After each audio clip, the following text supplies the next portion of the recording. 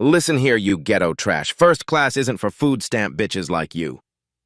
Rebecca Sterling's venomous snarl cuts through Gate 27 like a blade. Without warning, her polished heel slams into Victoria Hayes's designer suitcase, sending black leather exploding across the terminal floor. Victoria freezes. Her black blazer wrinkles as she stares at her scattered belongings. Around them, passengers gasp and reach for phones. Rebecca towers over the mess, blonde hair gleaming under fluorescent lights. Her airline badge catches the glare as she crosses her arms, satisfaction spreading across her face like poison. Maybe next time you'll know your place, Rebecca hisses. Victoria's dark eyes remain steady. No tears, no screaming, just quiet dignity as she kneels to collect her things while strangers watch in horror. This flight attendant just made the biggest mistake of her career. Dallas-Fort Worth International Airport pulses with Tuesday morning energy. Terminal C stretches endlessly, filled with the steady hum of rolling luggage and gate announcements. Business travelers clutch steaming coffee cups while checking phones for last-minute emails. Flight 1847 to Seattle sits at Gate 27, its silver body gleaming under morning sunlight streaming through floor-to-ceiling windows. The Boeing 737 represents millions in corporate partnerships, though most passengers see only another metal tube to carry them across the country. Victoria Hayes moves through this world like she belongs. Her Louboutin heels click confidently across polished marble as she approaches the premium check-in counter. The agent's face brightens with recognition. "Good morning, Miss Hayes. Your usual seat in 2A is ready." Victoria nods graciously, sliding her platinum card across the counter. Her movements are measured, professional. At 38, she carries herself with the quiet authority that comes from boardroom victories and corporate battles won. Behind designer glasses, her eyes scan merger documents on her tablet. Hayes Aerospace Solutions has spent 3 years positioning for this moment. Today's board meeting in Seattle will announce the $500 million partnership that will revolutionize aircraft safety systems. Her phone buzzes constantly. "Victoria, the Times wants a comment on the merger." "Miss Hayes, when can we schedule the investor call?" Each message represents millions in market value, hundreds of jobs, technological advances that will save lives. She silences the device and focuses on the gate area. Years of business travel have taught her to observe, to read people and situations. The skill that built her empire now scans for potential disruptions to her carefully planned schedule. Across the terminal, Rebecca Sterling adjusts her airline uniform for the 3rd time. 8 years of service have hardened her features into permanent disapproval. Her blonde hair, pulled severely back, frames a face that rarely smiles genuinely. Rebecca watches the first-class boarding area like a guard protecting treasure. In her mind, premium seats belong to certain people, the right people. People who look like her, talk like her, come from her world. She's attended diversity training sessions 6 times. Each mandatory hour felt like punishment, listening to corporate lectures about unconscious bias and inclusive service. The written warnings in her file mean nothing to her. Rules are for other people. Her phone displays social media posts she shares only with close friends, memes about those people taking what they don't deserve, comments about merit and earned success, digital evidence of beliefs she's careful to hide at work. Captain Martinez reviews his flight manifest in the cockpit. 23 years of flying have taught him to spot trouble before it starts. His diverse crew reflects modern aviation, but he knows prejudice still lurks in unexpected places. Sarah Lane, the junior flight attendant, organizes passenger service items with nervous energy. This is only her 2nd month on the job, and she's already learned to navigate Rebecca's moods. The casual racist comments disguised as jokes, the deliberate poor service to certain passengers. Sarah wants to speak up, but she needs this job. Student loans and family obligations keep her silent when she should be brave. The first-class cabin gleams with leather seats and polished fixtures. Each detail costs extra, from the wider armrests to the premium meal service. Rebecca considers herself the guardian of this exclusive space. She's memorized passenger names and profiles, making instant judgments about who belongs. Mr. Thompson, the white investment banker in 1B, receives warm smiles and extra attention. The elderly Korean couple in row 3 get suspicious glances and minimal service. Today's manifest includes someone named Victoria Hayes in 2A. Rebecca assumes it's another diversity hire or scholarship case. Someone who stumbled into money they didn't earn. The boarding announcement crackles through terminal speakers. We now welcome our premium passengers for Flight 1847 to Seattle. Victoria closes her tablet and stands gracefully. Her briefcase contains presentations that will reshape the industry, but she carries it like any other business traveler. Success hasn't made her arrogant, just confident. She approaches the gate agent with a genuine smile. Years of climbing corporate ladders have taught her that kindness opens more doors than demands. Behind her, other first-class passengers queue politely. They represent America's business elite, tech executives, oil company presidents, pharmaceutical researchers, a cross-section of power and influence heading to Seattle for various corporate purposes. Rebecca watches Victoria approach and her expression hardens. Everything about this woman triggers her prejudices. The expensive clothes that look effortless, the confident stride that suggests belonging, the quiet authority that threatens Rebecca's sense of order. In Rebecca's twisted worldview, success belongs to certain people through birthright and bloodline. Anyone else must have cheated or been given unfair advantages. She's about to act on those toxic beliefs. The stage is set for a confrontation that will destroy one career and elevate another. Neither woman knows it yet, but the next 10 minutes will change everything. The premium boarding announcement echoes through Gate 27 as Victoria Hayes joins the first-class line.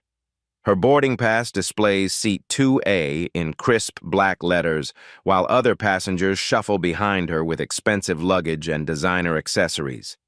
Rebecca Sterling positions herself at the aircraft entrance like a sentinel guarding forbidden territory. Her eyes track Victoria's approach with predatory focus, noting every detail that confirms her twisted assumptions. "Good morning," Victoria says politely as she presents her boarding pass. Rebecca's fingers grip the document longer than necessary, studying it with exaggerated scrutiny. Her voice drips false concern as passengers behind Victoria grow restless. "Ma'am, are you absolutely certain you're in the correct boarding group? This line is exclusively for legitimate first-class passengers." The word legitimate hangs in the air like poison. Victoria's eyebrows raise slightly, but her voice remains steady. "Yes, I'm quite sure. Seat 2A. Rebecca's smile turns predatory. She hands back the boarding pass with theatrical reluctance, ensuring nearby passengers witness her disapproval. Her voice carries across the boarding area. Sometimes people get confused about their actual ticket class. It happens more often than you'd think with certain types of passengers. Victoria's jaw tightens imperceptibly, but she maintains her composure. Behind her, other first-class passengers exchange uncomfortable glances at Rebecca's obvious implications. Victoria steps into the aircraft's narrow entrance where overhead bins stretch above premium leather seats. The cabin smells of fresh flowers and expensive cleaning products, a stark contrast to the tension now filling the space. She lifts her black leather suitcase toward the first-class overhead compartment with practiced ease. The bag represents months of travel to aerospace facilities across 3 continents, filled with prototypes that will revolutionize aircraft safety. Rebecca appears beside her like a striking snake, her voice sharp enough to cut glass. "Excuse me, but that absolutely doesn't belong here." Victoria pauses, suitcase halfway to the bin. "I'm sorry?" "These overhead compartments are reserved for legitimate first-class passengers who actually paid full price for their tickets. Perhaps you'd be more comfortable storing your belongings in the rear of the aircraft where your kind typically sits." The racist insult lands like a physical blow. Other passengers stop their boarding routine, sensing drama about to unfold. Victoria's grip tightens on her suitcase handle as whispers ripple through the cabin. "This is my assigned seat, 2A. I have every right to use this storage space." Rebecca's voice rises loud enough for the entire first-class cabin to hear, each word dripping with contempt. "Ma'am, I don't know whose credit card you stole to buy that ticket, but I'm responsible for maintaining order and security on this aircraft. Some people simply don't understand that money can't buy class or breeding." Victoria's boarding pass trembles slightly in her free hand, but her voice remains controlled despite the escalating humiliation. "I'd like to speak with your supervisor immediately." "I am the senior flight attendant on this aircraft," Rebecca snarls, stepping closer until Victoria can smell her cheap perfume mixed with hatred. And I'm telling you that neither you nor your ghetto luggage belongs in first class with decent people. James Thompson, a white investment banker in seat 1B, looks up from his Wall Street Journal with growing alarm. "Excuse me, but this seems completely inappropriate." Rebecca whirls on him with fury, her mask of professionalism completely shattered. "Sir, I'm handling a security situation involving a suspicious passenger. This woman clearly used fraudulent means to obtain her ticket and is now refusing to cooperate with standard verification procedures." "She showed you her boarding pass," Thompson shoots back, his voice carrying the authority of someone accustomed to corporate boardrooms. "What more verification do you need?" Rebecca's response reveals the full depth of her poisonous worldview. "A boarding pass anyone can fake these days. Look at her. Does she really look like someone who can afford $1,800 for a first-class ticket? Please." We both know she's either using welfare money meant for food, or she lifted someone's credit card. The racist implications hang naked in the recycled air. Sarah Lane, the junior flight attendant, watches from the galley with growing horror. Her training manual never prepared her for witnessing such blatant discrimination from a colleague. Without warning, Rebecca's polished shoe connects with Victoria's suitcase in a vicious kick that echoes through the cabin like a gunshot. The expensive leather crashes to the narrow aisle floor with tremendous force, spilling open to reveal business documents, electronic prototypes, and personal items scattered across the aircraft carpet. Gasps echo through the cabin like a wave. A businessman in seat 1C drops his newspaper entirely. The elderly woman in 3A covers her mouth in shock while reaching for her phone. Multiple devices appear in passenger hands like magic, their cameras already recording what's clearly becoming a viral moment. "Maybe next time you'll remember your place and stay in the back where you belong," Rebecca hisses, loud enough for everyone to hear while standing over the scattered belongings like a conquering general. Victoria stares at her scattered belongings in stunned silence. Years of corporate negotiations have prepared her for hostile takeovers and boardroom battles, but not this level of public humiliation and racial hatred. She kneels gracefully to collect her things, maintaining dignity while passengers watch in absolute horror. Her hands shake slightly as she gathers sensitive aerospace documents from the aircraft floor, each piece representing millions in research and development. The cabin falls silent except for the rustling of papers and the soft clicks of phone cameras capturing every moment. Victoria's expensive blazer wrinkles as she crouches, but her movements remain measured and professional despite the degrading circumstances. "This is absolutely unacceptable behavior," declares Thompson, his voice carrying across the cabin. "I've flown first class for 15 years and never witnessed such unprofessional, racist treatment of any passenger." Rebecca's face contorts with rage as she realizes her actions are being questioned by someone she considers her social equal. "Sir, I'm simply following established company protocols for suspicious passengers and potential security threats. This woman's behavior and attitude clearly indicate she doesn't belong in this cabin with respectable travelers." "What suspicious behavior?" demands the elderly woman in 3A, her voice sharp with indignation. "She's been nothing but polite while you've been absolutely horrible." Rebecca's answer strips away any pretense of professional conduct. "Her entire presence here is suspicious. The expensive clothes that don't match her obvious background. The entitled attitude like she has some right to be here. The way she carries herself like she actually belongs among successful people. I've been doing this job for 8 years and I can spot these diversity cases and affirmative action hires from across the terminal." More phones emerge from passenger seats throughout the cabin. The hashtag #FirstClass while black and female won't trend for another hour, but it's already being born in this crystallized moment of institutional racism and misogyny. Victoria rises slowly, her scattered belongings finally gathered and clutched against her chest.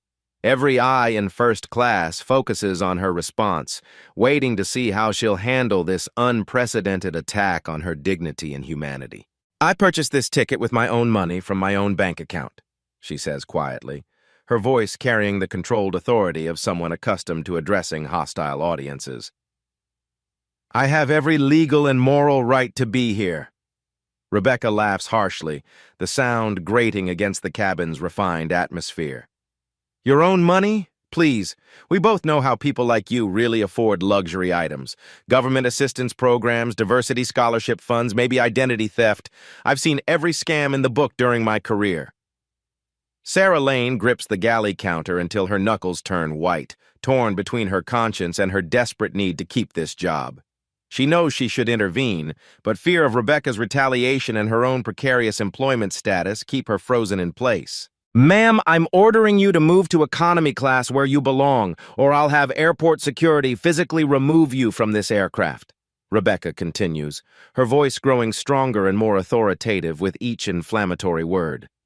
This flight serves important business travelers who pay premium prices for premium service and exclusive environments, not charity cases looking for handouts or trying to live above their station. Victoria's composed facade finally cracks slightly, not with anger, but with profound sadness that this level of hatred still exists in 2024. Her voice remains steady despite the escalating humiliation. I'm not moving anywhere. I paid for this seat legally and I intend to occupy it. Rebecca's face flushes crimson with rage. She reaches for the aircraft phone with theatrical urgency, ensuring every passenger witnesses her authority being exercised. Security to gate 27 immediately. Code yellow. We have a highly disruptive passenger refusing to comply with direct crew instructions. Possible credit card fraud involving unauthorized first-class ticket purchase. Request immediate law enforcement assistance for potential identity theft and threatening behavior. The fabricated emergency spreads through the cabin like wildfire.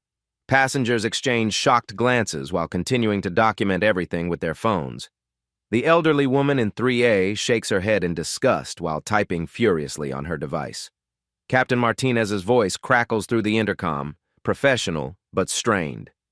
Ladies and gentlemen, we're experiencing an operational delay while our crew addresses a passenger service issue. We appreciate your patience and will update you shortly. Heavy footsteps echo from the jet bridge as two airport security officers approach the aircraft entrance. Officer Rodriguez, a seasoned professional with 20 years of experience, enters first with his partner, Officer Williams, close behind. Their radios crackle with constant chatter as they assess the tense situation. What seems to be the problem here? Rodriguez asks, his trained eyes immediately assessing the tension-filled cabin atmosphere. Rebecca launches into a rehearsed narrative with practiced victimization, her voice trembling with false emotion. Officers, this passenger has been extremely aggressive and non-compliant since boarding. She's using what appears to be a fraudulent first-class ticket and became physically violent when I attempted to verify her documentation according to standard security protocols mandated by federal aviation regulations. Rodriguez looks at Victoria, who sits quietly in seat 2A with her belongings neatly arranged beside her. Her calm demeanor contrasts sharply with Rebecca's agitated state and wild accusations.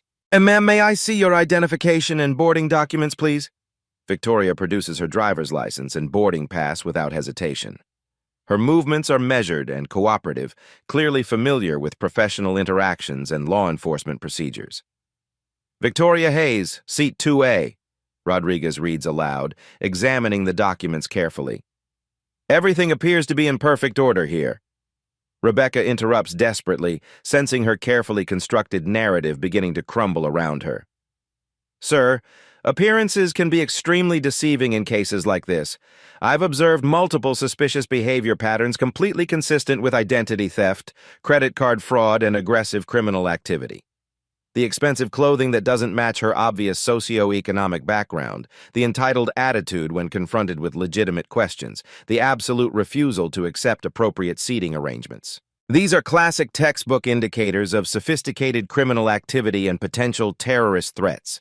Officer Williams examines Victoria's documents more closely, his expression growing increasingly skeptical of Rebecca's increasingly wild claims.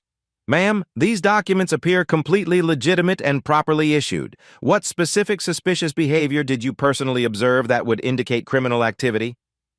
Her entire presence here is inherently suspicious, Rebecca insists, her voice rising to near hysteria as she realizes her authority is being questioned. Look at her carefully. Does she really look like someone who legitimately belongs in first-class accommodations? The way she talks, the way she carries herself, the expensive accessories, it's all an elaborate performance. These people always try to scam their way into luxury situations far above their natural station in life. James Thompson stands up from his seat, his corporate authority radiating through his expensive suit and commanding presence. Officers, I've personally witnessed this entire disgraceful incident from beginning to end. This flight attendant has been systematically racially harassing this innocent passenger from the very moment she boarded this aircraft. The woman has done absolutely nothing wrong except exist while black. Sir, please remain seated and uninvolved, Rebecca snaps at Thompson with increasing desperation. This situation absolutely doesn't concern uninformed passengers. Blatant racism and systematic discrimination concern every decent human being. Thompson fires back with righteous anger. Your behavior has been absolutely disgusting and completely unprofessional. Multiple passengers begin speaking simultaneously, creating a growing chorus of support for Victoria and condemnation of Rebecca's actions. The woman in 3A waves her phone triumphantly. I've recorded absolutely everything on video. This attendant deliberately kicked her expensive luggage and repeatedly called her ghetto, trash, and welfare queen. A businessman in seat 1C adds his testimony. I heard her suggest that the passenger stole someone's credit card. Pure racial profiling with no evidence whatsoever. Sarah Lane finally finds her courage, stepping forward from the galley area where she's been frozen with indecision. Her voice trembles, but carries growing conviction. Officers, I personally witnessed the entire ugly incident. Miss Sterling deliberately kicked the passenger's luggage and made several completely inappropriate comments about her race, economic status, and supposed criminal behavior. Rebecca whirls on her colleague with absolute fury, realizing her support system is crumbling. Sarah, you're completely mistaken about what happened. You weren't even paying proper attention to the situation. I was standing right here the entire time, Sarah responds with newfound firmness. I heard every single racist word you said. Rodriguez requests to review the cell phone footage from multiple passengers. The videos clearly show Rebecca's aggressive behavior, the deliberate suitcase kick, and her escalating verbal abuse. Her racist comments echo clearly through the audio recordings. Ma'am, Rodriguez addresses Rebecca with growing authority.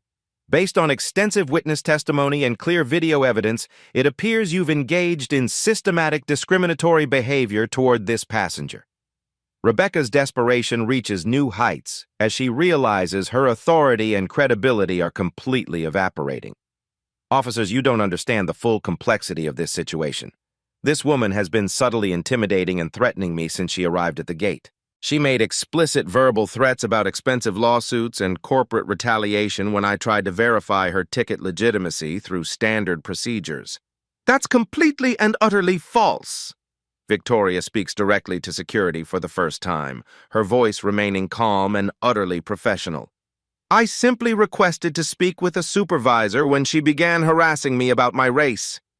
Officer Williams reviews his detailed notes carefully.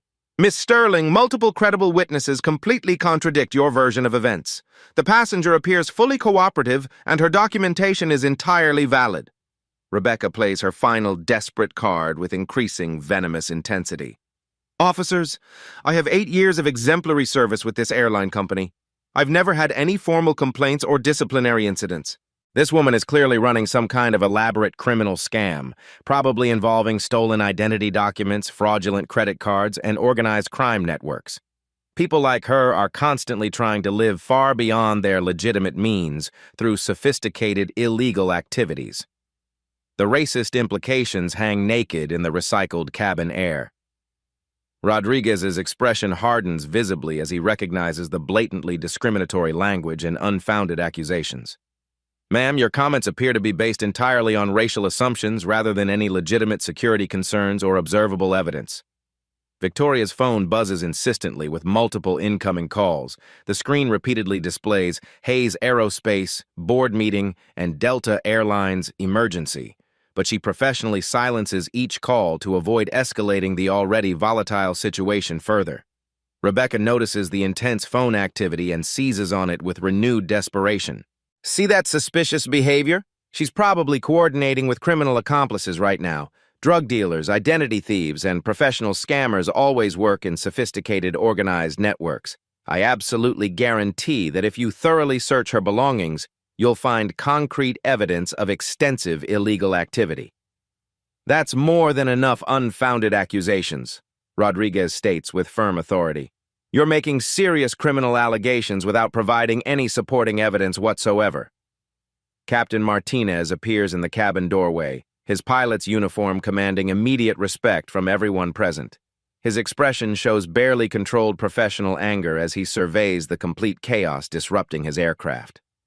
What's the current status here, officers? Captain, we have a clear-cut discrimination complaint against your flight attendant, Rodriguez explains professionally. Multiple credible witnesses and extensive video evidence strongly support the passenger's version of events. Martinez's jaw tightens visibly as he looks directly at Rebecca with disappointment and anger. Miss Sterling, please step off this aircraft immediately. You're suspended from all duties pending a comprehensive investigation. Rebecca's carefully constructed world begins collapsing catastrophically around her. Captain, you absolutely cannot believe these people over a loyal employee with years of dedicated service. I was protecting the airline's reputation and first-class integrity according to company standards. Victoria's phone erupts with an urgent ringtone that cuts through the cabin tension like a blade. The caller ID flashes across her screen in bold letters. Delta Airlines Board of Directors. She glances at Captain Martinez apologetically. I'm sorry, but I really need to take this call. It's regarding today's board meeting. Martinez nods while Rebecca watches with growing confusion. Victoria answers with her characteristic professional composure. Good morning, Richard. Yes, I'm actually on the aircraft now, but we're experiencing some delays. Her voice carries the natural authority of someone accustomed to addressing corporate executives. Passengers lean forward slightly, sensing something significant unfolding. The merger announcement is still scheduled for 2 o'clock Pacific time. Hayes Aerospace has everything prepared for the partnership reveal. Captain Martinez freezes mid-conversation with security officers. The name Hayes Aerospace triggers immediate recognition in his aviation-trained mind. His eyes widen as pieces begin connecting. No changes to the $500 million contract structure. We'll proceed as planned once I reach Seattle. Rebecca's face contorts with confusion as she processes Victoria's words. $500 million? Contract structure? Her racist assumptions begin cracking against this unexpected reality. Martinez pulls out his phone with trembling fingers, quickly searching Victoria Hayes Aerospace. The results appear instantly, causing his face to drain of all color. Forbes magazine, Victoria Hayes named CEO of the Year for Revolutionary Aircraft Safety Innovation. Business Weekly, Hayes Aerospace signs historic $500 million partnership with major airlines. Aviation Today, Victoria Hayes, the visionary leader transforming flight safety standards. The search results paint a picture that shatters Rebecca's entire worldview. Photo after photo shows Victoria in boardrooms accepting industry awards, shaking hands with government officials and airline executives. Richard, please assure the board that today's announcement will position Delta as the industry leader in next-generation safety technology, Victoria continues, oblivious to the growing recognition around her. Martinez approaches Victoria's seat with newfound respect and barely concealed panic. His pilot training never prepared him for discovering he's been witnessing the harassment of one of the aviation industry's most powerful figures. Miss Hayes, he interrupts gently. I need to speak with you immediately. Victoria pauses her conversation. Richard, let me call you back in 5 minutes. We're resolving the delay situation now. She hangs up and looks at Martinez with polite inquiry. Yes, Captain? Ma'am, I owe you a profound apology. I had no idea who you were when this situation began. Rebecca steps closer, desperately trying to understand the sudden shift in dynamics. Captain, what's happening here? Martinez turns to her with barely controlled fury. Miss Sterling, do you have any idea who you just assaulted? I don't know what you mean, Rebecca stammers, though her confidence is visibly cracking. This is Victoria Hayes, CEO of Hayes Aerospace Solutions, the company that supplies critical safety components for our entire fleet. The words hit Rebecca like physical blows. Her phone appears in her shaking hands as she frantically searches Victoria's name. The Google results load slowly, each headline demolishing another piece of her racist assumptions. Aerospace CEO Victoria Hayes revolutionizes industry safety standards. Hayes Industries, the $2.30 billion empire built on innovation. Victoria Hayes joins Delta Airlines Advisory Board for Diversity and Excellence. Rebecca's face cycles through confusion, disbelief, and growing horror as she realizes the magnitude of her mistake. This isn't some welfare queen or diversity hire. This is one of the most powerful women in aviation. But she can't be, Rebecca whispers, her worldview crumbling in real time. James Thompson stands up with a knowing smile. I thought I recognized you from the Business Weekly cover story. Your interview about breaking barriers in aerospace was inspiring. Other passengers begin murmuring with recognition. Phones appear again, but now they're documenting the revelation rather than the discrimination. Wait, Sarah Lane gasps from the galley. You're the Victoria Hayes who spoke at my aviation management graduation last year. You talked about perseverance and excellence. Victoria nods graciously while her phone continues buzzing with urgent calls from corporate executives, government officials, and media representatives. Captain Martinez's radio crackles with an emergency message from airline headquarters. Flight 1847, this is Operations Control. We're receiving reports about an incident involving Victoria Hayes. Please confirm passenger status immediately. The captain keys his radio with visible anxiety. Operations passenger Victoria Hayes is confirmed aboard and unharmed. However, we have a significant crew disciplinary situation requiring immediate corporate attention. Rebecca's hands tremble as she continues scrolling through search results. Photos show Victoria meeting with presidents, accepting humanitarian awards, delivering keynote speeches at international conferences. This can't be real, she mutters, her voice barely audible. Miss Sterling, Martinez addresses her with ice-cold professionalism. You just racially harassed and physically assaulted one of our most important business partners, someone whose company holds contracts worth hundreds of millions of dollars with this airline. Victoria's phone rings again, this time displaying Delta CEO, urgent. She looks at Martinez apologetically. Captain, this is probably your CEO calling about our partnership announcement. Should I take it? Martinez nods numbly, realizing his airline's reputation hangs in the balance of this conversation. Victoria answers with her characteristic grace. Hello, Michael. Yes, I'm on one of your aircraft experiencing some interesting customer service challenges. Rebecca sinks into an empty seat, her career and worldview simultaneously collapsing around her. 8 years of employment evaporated because she couldn't see past her own prejudices. The woman she tried to humiliate as a welfare queen controls technology that keeps airplanes safely in the sky. The racist assumptions that seemed so certain 3 minutes ago now appear as ignorant delusions that have destroyed her future. Victoria continues her conversation with the airline CEO while Rebecca stares at her phone screen, finally understanding the magnitude of her catastrophic mistake. Rebecca's world continues collapsing as Victoria's phone conversation with the airline CEO becomes audible throughout the first-class cabin. Her voice remains professionally cordial despite the circumstances. Michael, I understand your concern about the partnership announcement, but I think we need to address some systemic issues within your customer service training first. The CEO's panicked voice leaks through the phone speaker. Miss Hayes, please tell me our crew didn't actually assault you. The video footage is already going viral across social media platforms. Victoria glances at Rebecca, who sits frozen in an empty seat with her face buried in trembling hands. I'm afraid the situation was quite serious, Michael. Your employee made multiple racist comments and physically kicked my luggage while making assumptions about my economic status and right to fly first class. Captain Martinez approaches Rebecca with grim authority. Miss Sterling, remove your wings and surrender your employee identification immediately. You're terminated effectively at this moment. Rebecca's head snaps up, tears streaming down her face as reality crashes over her.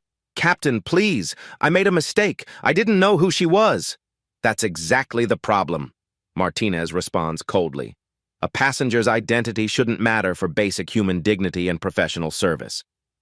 Victoria addresses the CEO while watching Rebecca's breakdown with a mixture of sadness and resolve. Michael, the concerning part isn't that your employee didn't recognize me. It's that she felt comfortable treating any passenger this way based purely on racial assumptions. Rebecca desperately fumbles with her uniform, removing her wings pin with shaking fingers. 8 years of airline service ending in the most humiliating circumstances possible. Her hands shake so violently she drops the pin twice before successfully handing it to Martinez. Officer Rodriguez approaches with his incident report tablet. Miss Hayes, we'll need your statement for our official documentation. Multiple passengers have provided video evidence supporting your account. Of course, officer, I want to ensure this incident is properly documented to prevent future occurrences. Rebecca's voice cracks as she makes one final desperate plea. Miss Hayes, I'm so sorry. I had no idea who you were. Please, I have children to support. This job is everything to me. Victoria turns to face Rebecca directly, her expression showing disappointment rather than anger. Miss Sterling, the issue isn't that you didn't know who I was. The issue is that you treated a fellow human being with such cruelty based on nothing but racial prejudice. But I'm not racist, Rebecca protests weakly. I made assumptions. I was having a bad day. Racism isn't just burning crosses and using slurs, Victoria responds with quiet authority. It's assuming a black woman in first class must have stolen her ticket. It's kicking someone's luggage because you don't think they belong in your space. Sarah Lane approaches with Rebecca's personal belongings from the crew area. Her voice carries newfound strength after witnessing this transformative moment. Rebecca, I've watched you treat passengers of color differently for months. Today, you finally went too far. Captain Martinez's radio crackles with another urgent message from airline operations. Flight 1847 Corporate Security is en route to escort the terminated employee. Please prepare for immediate departure once the situation is resolved. Victoria's phone rings again, this time showing Hayes Aerospace, Legal Department. She glances at the caller ID with slight concern. Excuse me, this is probably about the merger announcement, but they might be calling about potential legal action regarding this incident. Rebecca's face goes white as she realizes the legal implications of assaulting a major corporate CEO. Legal action, please, Miss Hayes. I'll do anything to make this right. Victoria answers her legal team's call while maintaining eye contact with Rebecca. Jennifer, yes, I'm aware the incident is trending on social media. Have we considered our response strategy? James Thompson leans forward from his seat. Miss Hayes, I'd be happy to provide witness testimony if you pursue legal action. What happened here was absolutely unacceptable. Multiple passengers nod in agreement, their phones still recording the aftermath of Rebecca's career destruction. Victoria concludes her legal call and addresses Rebecca one final time. Miss Sterling, I hope you use this experience to examine your unconscious biases and grow as a person. Everyone deserves basic dignity regardless of their race or perceived economic status. Corporate security officers board the aircraft, their professional demeanor contrasting sharply with Rebecca's emotional breakdown. She gathers her belongings while passengers watch in silence. Miss Sterling, please come with us, the lead security officer requests. Human Resources needs to conduct an exit interview immediately. Rebecca walks past Victoria's seat one final time, her voice barely a whisper. I'm truly sorry for what I did to you. Victoria nods graciously. I accept your apology, but the real work happens when you examine why you made those assumptions in the first place. As Rebecca is escorted off the aircraft, spontaneous applause erupts throughout the first-class cabin. Victoria raises her hand gently to quiet the celebration. Thank you, but this isn't about celebrating someone's downfall. It's about creating accountability for discriminatory behavior. Captain Martinez announces over the intercom, Ladies and gentlemen, we apologize for the delay. We'll be departing momentarily with our new lead flight attendant, Sarah Lane. The aircraft door closes with finality, sealing Rebecca's fate while opening new possibilities for systemic change within the airline industry. 3 hours after takeoff, Victoria's phone buzzes with urgent notifications as the airline's corporate crisis unfolds in real time. The hashtag #FirstClass, while black and female, has exploded across social media platforms, generating millions of views and thousands of comments demanding accountability. Miss Hayes, Captain Martinez announces over the intercom, we have the airline CEO on priority communication requesting to speak with you directly. Victoria accepts the call while passengers listen intently. The CEO's voice carries barely controlled panic as he addresses the expanding public relations disaster. Victoria, I've just finished watching the video footage. Rebecca Sterling has been terminated immediately, but we need to discuss comprehensive remedial measures. The board is demanding emergency action. Michael, termination is just the beginning. We need systemic reform to address the cultural issues that allowed this incident to occur. Within hours of landing in Seattle, major news networks pick up the story. CNN's breaking news banner reads, "Aerospace CEO racially profiled on airline, employee fired." Fox News runs continuous coverage with the headline, "Viral video shows shocking airline discrimination." Victoria's legal team, led by civil rights attorney Jennifer Morrison, files a federal discrimination lawsuit within 48 hours. The complaint outlines not just Rebecca's actions, but a pattern of discriminatory behavior enabled by inadequate corporate oversight. "This case represents something larger than one incident," Morrison explained to gathered reporters. "We're challenging systemic discrimination that affects countless travelers who don't have Ms. Hayes' platform or resources." The airline's Human Resources Department launches an immediate investigation into Rebecca's employment history. Corporate investigator David Brooks reviews 8 years of personnel files, uncovering a disturbing pattern previously overlooked. 17 formal complaints from passengers of color describing rude service and discriminatory treatment. Multiple diversity training sessions marked as reluctantly attended, with minimal participation scores.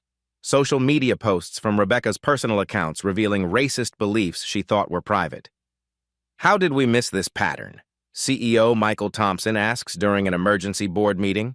"We have clear evidence of ongoing discrimination spanning multiple years." The investigation expands to include Rebecca's immediate supervisors and the crew scheduling department. Internal emails reveal concerning communications about passenger assignments and crew preferences for certain routes with specific passenger demographics. Sarah Lane, now promoted to senior flight attendant, provides testimony about Rebecca's behavior during their shared flights. She consistently provided inferior service to passengers of color. "I witnessed multiple microaggressions that I should have reported." Corporate Diversity Officer Dr. Patricia Williams reviews the airline's training programs with growing alarm. "Our current diversity education is clearly inadequate. Employees like Rebecca completed required sessions while retaining deeply problematic attitudes."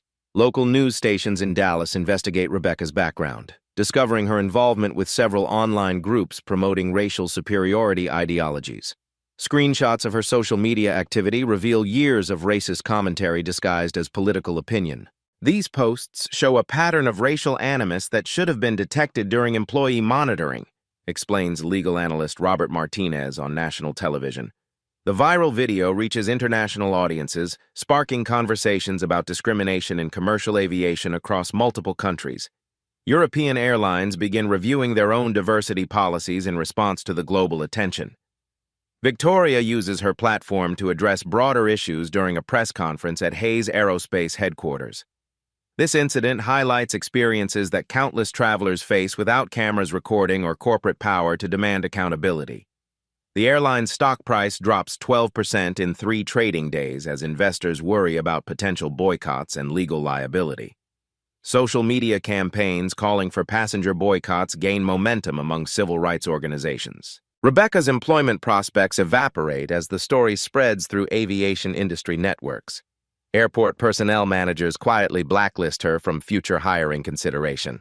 Her professional reputation becomes permanently damaged. "No airline will touch her now," explains aviation industry recruiter Lisa Thompson. This level of public discrimination creates liability concerns that employers won't risk. The Federal Aviation Administration launches its own investigation into the airline's compliance with anti-discrimination regulations. Government investigators review passenger complaint patterns and employee training protocols. Victoria's legal team expands their lawsuit to include civil rights violations under federal transportation law. The case attracts support from the NAACP, ACLU, and multiple civil rights organizations offering assistance. "This case will establish important precedents for transportation discrimination," explains NAACP legal counsel Patricia Johnson. "We're committed to ensuring comprehensive accountability." Congressional representatives from the House Transportation Committee announce hearings on discrimination in commercial aviation. Victoria agrees to testify about her experience and broader industry reforms needed. The airline implements immediate policy changes, including mandatory monthly diversity training, anonymous reporting systems for discrimination, and diverse hiring initiatives for management positions. We're completely overhauling our corporate culture, CEO Thompson announces during a televised statement. This incident exposed systematic failures that demand comprehensive solutions. Rebecca attempts damage control through local media interviews, but her explanations only deepen public outrage. "I'm not racist. I just made poor judgments under stress," she tells a sympathetic local reporter. Social media responds with overwhelming rejection of her justifications. The hashtag #accountability, not excuses, trends nationally as users share their own discrimination experiences. Aviation industry publications feature extensive coverage analyzing the incident's implications for customer service training and corporate liability. Professional organizations announce enhanced discrimination prevention initiatives. Victoria establishes the Hayes Foundation for Transportation Equity, funded with her lawsuit settlement money. The foundation will monitor discrimination in travel industries and provide legal support for affected passengers.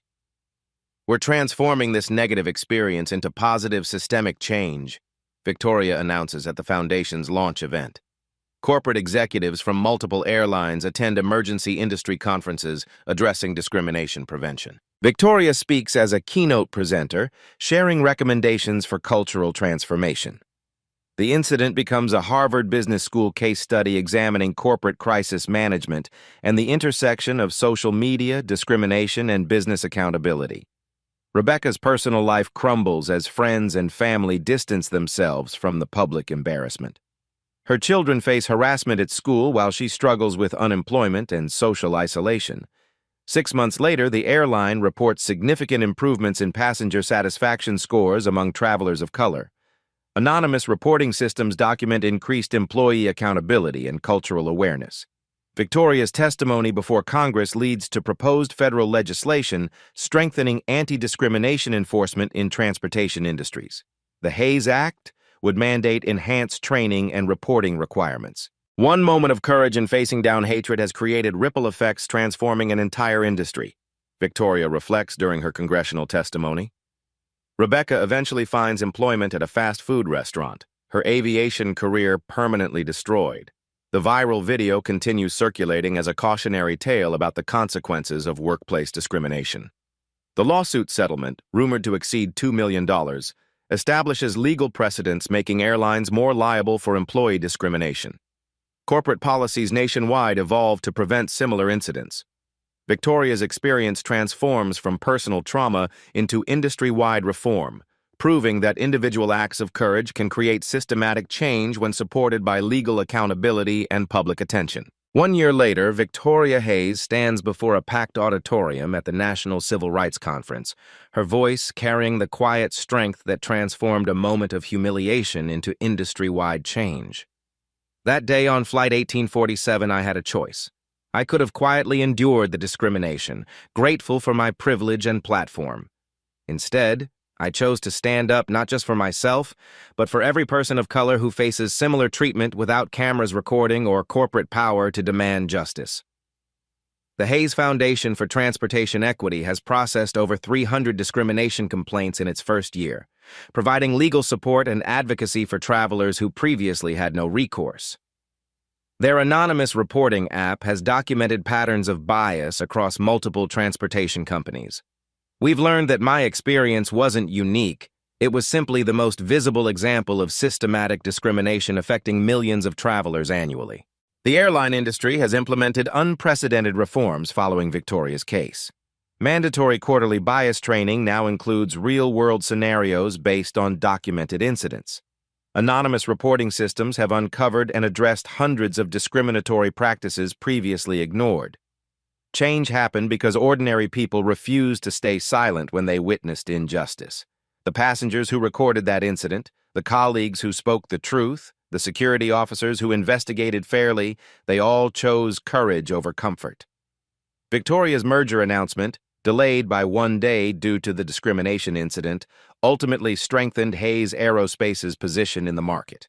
The company's commitment to diversity and inclusion attracted new partnerships worth over $1 billion in additional contracts. Sometimes our greatest challenges become our most powerful opportunities for growth and positive impact. Sarah Lane, now the airline's youngest senior flight attendant, credits Victoria's example with inspiring her own leadership development. Watching Miss Hayes maintain her dignity while facing such hatred taught me that true strength comes from standing up for what's right, even when it's difficult. The airline reports a 43% improvement in customer satisfaction scores among travelers of color. Employee diversity has increased significantly, with particular growth in leadership positions previously dominated by single demographics. Rebecca Sterling's story serves as a cautionary tale circulated through aviation industry training programs. Her social media posts, preserved as evidence, demonstrate how personal biases can destroy professional careers when translated into discriminatory actions. I don't celebrate anyone's downfall, but I do believe in accountability. Rebecca's consequences remind us that our actions have impact beyond ourselves. The viral video continues generating educational discussions in corporate training sessions worldwide. Business schools analyze the incident as a case study in crisis management, social media accountability, and the intersection of personal prejudice with professional responsibility.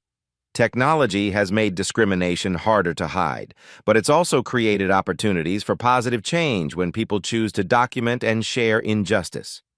Congressional hearings inspired by Victoria's testimony led to the Transportation Equity Act, requiring enhanced anti-discrimination training and enforcement across all federally regulated transportation industries.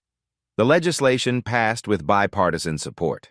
Policy change happens when individual stories illuminate systematic problems. My experience became everyone's opportunity to demand better. Victoria's keynote speeches at universities focus on transforming adversity into advocacy. Students consistently ask how she maintained composure during such public humiliation. Dignity isn't about never feeling hurt or angry. It's about choosing your response carefully, knowing that your actions in difficult moments define your character and influence others. The Hayes Foundation's scholarship program has awarded full college tuition to 50 students from underrepresented communities pursuing careers in aviation and aerospace engineering. Recipients commit to continuing the cycle of positive change through their future leadership. Every young person who enters these industries with values of equality and inclusion represents progress toward the world we want to create. International aviation organizations have adopted similar reforms following global attention to Victoria's case.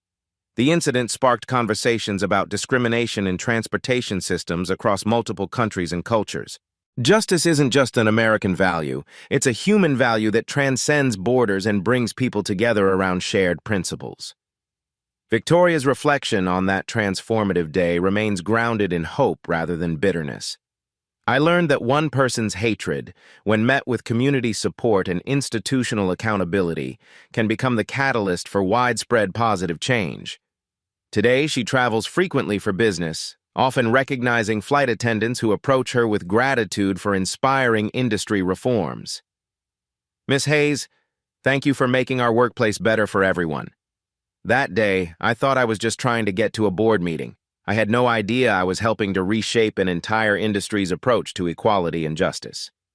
As Victoria concludes her speech, the audience rises in sustained applause. Her story continues inspiring individuals to transform personal challenges into community progress. Share this story if you believe everyone deserves dignity regardless of their race, gender, or economic status.